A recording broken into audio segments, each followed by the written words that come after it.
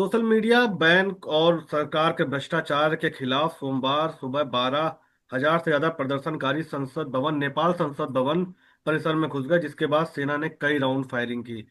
जो खबर अभी तक मिल रही है, बताया जा रहा है कि 20 लोगों की मौत हो गई फायरिंग में और काफी लोग घायल हैं। हमारे साथ नेपाल के सोशल एक्टिविस्ट हरिश्चंद्र पांडे जी साथ में है नेपाल से। हरिश्चंद्र पांडे जी, क्या हाल है वहां पे नेपाल में इस वक्त? राहुल जी, सबसे पहले आपका शुक्रिया। जी। आज दिन भर आपके न्यूज़ चैनल में जुड़ रहा था। आपने नेपाल के वो बहुत खबर को गौर से देख रहे थे। उसके लिए आपको शुक्रिया करता हूँ। सबसे पहले इस सरकार बनने के बाद से ही नेपाली लोगों का गुस्सा बढ़ रहा था। आ, पिछले कई दिनों में सरकार ने सामाजिक संजाल को बंद करने के फैसला किया था। उसके लिए भी लोगों के साथ असंतुष्टि फैला असंतुष्टि हो रहा है। वही असंतुष्टि के बाद नेपाल के वो जेनजी पुस्ता ने अ, थोड़े बहुत चालू हुए सोशल मीडिया के प्लेटफॉर्म से वो प्रोटेस्ट के लिए आह्वान किया था। वही आह्वान के साथ आज सुबह 9 बजे से जेनजी पुस्ता ने प्रोटेस्ट किया था। वो प्रोटेस्ट प्रोटेस्ट की सबसे पहले मांग थी सरकार ने किया हुआ करप्शन। बहुत देर से सरकार वही करप्शन के साथ लेट रहे थे, है ना। उसी के लिए सरकार ने जुन काम किया था नेपाली लोगों के साथ बहुत तकलीफ हो रही थी। इसीलिए वो पुस्ता ने सरकार के विरुद्ध में पीसफुल प्रोटेस्ट के आह्वान किया था। वो पीसफुल प्रोटेस्ट हो रहा था, लेकिन कहाँ से कब कैसा वो फायरिंग हुआ इसका कोई मालूम नहीं अभी तक। लेकिन वो दोनों पक्ष ने एक अर्का को जिम्मेवार ठहराया है। अभी तक परिस्थिति बहुत नाजुक है यहाँ। नहीं नहीं, अब तो ये बताया जा रहा है कि सोशल मीडिया से बैन हटाया जा रहा है। और इस वक्त ये भी चल रही चर्चा कि वहां पे मीटिंग हो रही है, कैबिनेट की मीटिंग चालू होने वाली, पीएम कैबिनेट की मीटिंग में बुला रहे हैं। अभी खबर फैल रहा है और कैबिनेट की मीटिंग अभी चालू है। लेकिन कैबिनेट की मीटिंग के बाद क्या क्या हो रहा है वो किसी को कोई मालूम नहीं। आज सुबह से सरकार ने रवैया प्रस्तुत किया था। उसके बाद सरकार क्या करता है, क्या कर सकता है, क्या करने वाला है, इसको कोई मालूम नहीं है। क्योंकि बाल बालिकाओं ने सरकार से अपना अधिकार मांगा था, पढ़ने लिखने के लिए मांगा था। वो सोशल मीडिया में स्वतंत्रता के लिए अपना मांग राखी थी। वो जेनजी पुस्ता को, वो बाल बालिका को किसी को ही इरादा नहीं था वो हिंसा भटकाने के लिए, कोई इरादा नहीं था।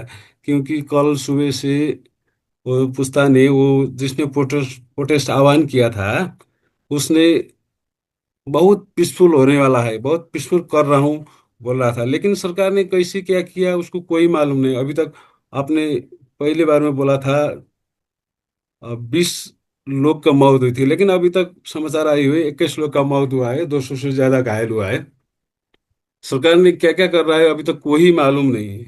कारण क्या है सोशल मीडिया पे बैन लगाने का? सरकार ने अचानक सोशल मीडिया पे क्यों बैन लगाने की सोची? अभी तक सरकार ने इसका कोई जस्टिफाई नहीं दिया है। क्योंकि अ, सरकार ने सोशल मीडिया बंद कराने की इरादा किया था। लेकिन नागरिकों का ये सवाल है कि सरकार ने अभी सोशल मीडिया बंद करना है तो इससे पहले सोशल मीडिया चालू क्यों किया था, चालू करने के लिए क्यों किया था। क्यों नेपाल में उस फेसबुक ट्विटर जैसा प्लेटफॉर्म क्यों चालू हो रहे थे, कैसे चालू हो रहे थे, इसका सबसे पहले इससे पहले नियमन क्यों नहीं हो रहा था, इसका रजिस्ट्रेशन के बाद क्यों नहीं हुई थी। नागरिक ने ये पूछा था। लेकिन आज के प्रोटेस्ट की एक बात तो नहीं। क्योंकि नेपाल में बहुत सारी बेरोजगारी की संख्या बढ़ती जा रही है। इससे पहले नेपाल के यूथ जेनरेशन देश से बाहर जाने के लिए आपको मजबूर समझता है। ये क्यों हो रहा है कि सरकार ने नागरिक के साथ जुन जुन बात की थी, रोजगारी, हेल्थ, एजुकेशन देने के लिए जो जैसा बात किया था वो कभी नहीं हुआ। नागरिकों ने इस बात के लिए सरकार को बहुत समय से खबरदारी कर रहे थे, लेकिन सरकार करप्शन, नेपोटिज्म, समझ लीजिए, अगर आपके कोई आसपास के लोग सत्ता में है तो उसके नेपाल में सब फैसिलिटीज मिलती है, लेकिन किसी का कोई संबंध नहीं है तो उसका बहुत दिक्कत से दिन गुजारना पड़ता है। इसलिए नागरिक ने और नेपाली ने सरकार से बहुत दिनों तक हेल्थ एजुकेशन मांग रहा था, सिक्योरिटी मांग रहा था, लेकिन सरकार ने काम करने की अपना इरादा बहुत दूसरा कर रहे थे, लेकिन नागरिकों का वो राइट है, वो कभी नहीं सरकार ने दे रहा था। इसलिए नागरिकों का मन में सरकार के साथ गुस्सा पैदा हो रहा था। लेकिन ये वो लेटेस्ट टाइम में सरकार ने जो सोशल प्लेटफॉर्म बंद करने के लिए वो डायरेक्टली एक्सपोज हो रहा है, लेकिन नेपालियों के साथ और नागरिकों के साथ सरकार के सरकार से बहुत दिनों तक, बहुत समय तक तकलीफ हो रहा था। इसलिए आज का पोस्टर में वो सारा तकलीफ इकट्ठा हो रहा है। इसलिए जेनजी पुस्ता ने प्रोटेस्ट की आह्वान की थी। वो प्रोटेस्ट में जेनजी के अलावा सभी नागरिक का एकबद्धता था, समर्थन था। लेकिन सरकार ने पिछले समय में वो पीसफुल प्रोटेस्ट के बीच में सरकार ने क्यों, कैसा, किसके लिए नहीं, वो बताया जा फायरिंग रहा की, है कि वो संसद के अंदर घुसने की जो कोशिश की गई, बैरिकेडिंग हटाई गई, उसके बाद फायरिंग हुई है। जो जो अभी तक हम लोगों को जो सुनने में आ रहा है, मीडिया हम्म, के और अन्य स्रोत से जो मालूम चल रहा, उसके बाद फायरिंग हुई है और कई जगहों पे कर्फ्यू भी लगा दिया गया है। जिन जिसने प्रोटेस्ट की आह्वान की थी उसका उसका प्रोटेस्ट बहुत से पीसफुल था। वो सरकार के सामने अपना एजेंडा प्रस्तुत कर रहे थे। उसके साथ सरकार ने अ, आंदोलनकारियों के साथ बहुत दिक्कत कराने वाली एग्रेशन दिखाया।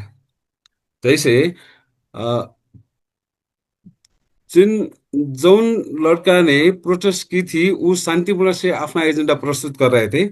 सरकार ने इसमें कोई ना कोई अंदर से और बाहर से आंदोलन को भटकाने की कोशिश की, आंदोलन को उत्तेजित कराने की कोशिश की।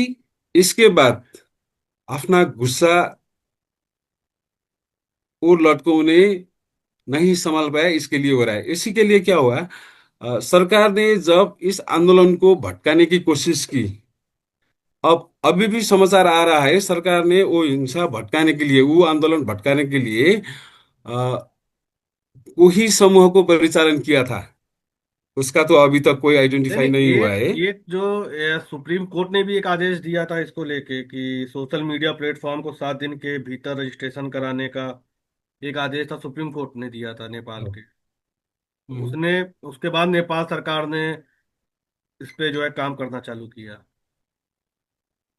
सुप्रीम कोर्ट का एक आदेश आया था, वो 7 दिन के अंदर सोशल प्लेटफॉर्म को रजिस्ट्रेशन कराने के लिए सरकार के नाम में एक आदेश जारी की थी। लेकिन नागरिकों का मानना क्या है कि इसके बाद, इसके पहले सोशल मीडिया को चालू कराने के लिए क्यों दी थी, इसका इरादा क्या था। अभी कौन सा इरादा नहीं होने के बाद वो रजिस्ट्रेशन की बात हुई। अगर नियमन का बात हो तो, रूल एंड बात हो तो उसकी भी एक रेगुलेशन तो होती है ना, उसकी एक रूल होती है। जो रेगुलेशन नागरिकों को दिक्कत ना होने के बाद भी वो रेगुलेशन तो कराना सकते हैं ना।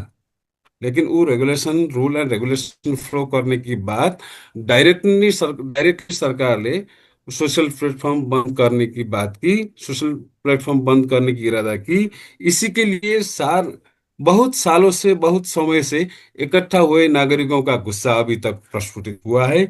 इसके साथ सरकार ने अभी भी क्या करने वाला है, क्या करता है, उसको कोई मालूम नहीं। आप सोशल एक्टिविस्ट है वहां पे, आप किस नजरिए से इसको देख रहे हैं कि क्या प्रदर्शन आगे जाएगा कि सरकार बैकफुट पे और आएगी वहां की चीजों को, जो सरकार से जो मांग है, जो डिमांड है युवाओं की, वो पूरी हो सकेगी? आप किस तरह से देख रहे हैं? मुझे लग रहा है ये आंदोलन, ये प्रोटेस्ट अभी रुकने वाला नहीं दिख रहा है, क्योंकि अ, सड़क में जोन जोन लोग आया हुआ है, उसका मानना है कि सरकार ने बहुत निरंकुश व्यवहार प्रदर्शन की। शांतिपूर्ण प्रोटेस्ट में सरकार ने जुन व्यवहार की, रगतों की होली खेली, उसके लिए नागरिक का गुस्सा अभी तक शांत होने वाला नहीं है। क्योंकि अभी एक बात चल रहा है, वो जेनजी पुस्तानी, लेकिन जोन जोन लोग प्रोटेस्ट में आया है, उसने अभी सोशल एक्टिविटीज, कोई पॉपुलर सोशल एक्टिविटीज 1 2 3, किसी का भी लीडर नेतृत्व लेने के लिए, उसको जवाबदेही लेने के लिए अभी भी एक ट्रेंड चल रहा है। वो आपको मालूम हो सकता है, मैं उसका नाम नहीं लूंगा, क्योंकि उसके साथ भी सरकार ने हर तरह का बात कर सकते हैं, सरकार ने हर तरह का कदम चाल सकता है। लेकिन मुझे लग रहा है अभी तक ये प्रोटेस्ट अभी शांत होने वाला नहीं है। कुछ ना कुछ देर में ये फिर प्रोटेस्ट विस्फोट हो सकता है। ये विस्फोट अभी तक लंबा भी जा सकता है। अब इस सरकार के कदम में भर पड़ते हैं। सरकार क्या करते हैं इसके लिए? उसका एजेंडा है कि सरकार को रिजाइन करना पड़ेगा। इस प्रोटेस्ट के बाद हुई गई मौत के लिए सरकार को जिम्मेवार ठहरा है। सरकार और गृह मंत्री का राजीनामा भी मांग कर रहा है। इसके लिए अभी तक ये मूवमेंट रुकने वाला मैं नहीं दिख रहा हूँ। कैबिनेट मीटिंग के बाद ही अब कुछ कहा जा सकता है कि नेपाल में जो प्रदर्शन हो रहा है वो आगे किस मोड़ पे जाएगा। बहुत बहुत धन्यवाद हरिश्चंद्र पांडे जी, हमारे साथ जुड़ने के लिए। और आगे की कुछ भी जानकारी लेनी होगी तो हम आपसे संपर्क करेंगे, या अगर आपके पास कोई जानकारी हो तो हमारे चैनल को जरूर बताइए। धन्यवाद sir. Thank you Rahul ji. नमस्कार। Thank you.